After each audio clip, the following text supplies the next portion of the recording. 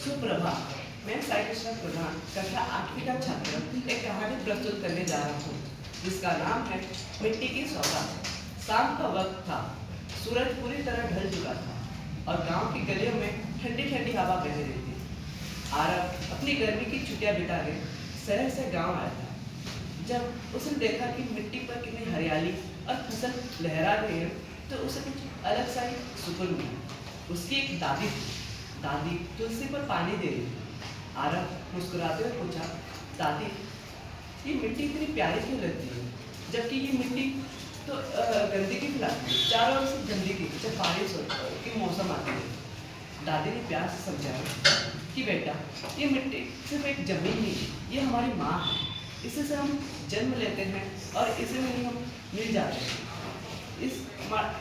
यही माटी हमें अन्न देती है मतलब बड़े होने के लिए। ये मिट्टी से हमें जल वायु ये नहीं और भी कई सारी चीज़ें देती है, जैसे कि जीवन, अन्न, और ये हमारे जीवन का एक मूल्य ये मूल्यवान संपत्ति है।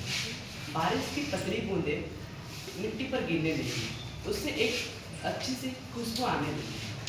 आरव आंखें बंद किया और गहरी सोच विचार में पड़ गया कि ये मिट्टी इतनी प्यारी और इतनी खूबसूरत क्यों है, इस मिट्टी से सारे लोग इतने प्यार क्यों करते हैं।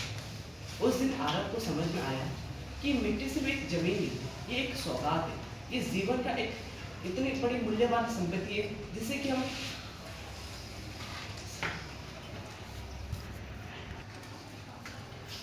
ये मिट्टी एक मूल्यवान संपत्ति है जिसे कभी नहीं भूल सकते।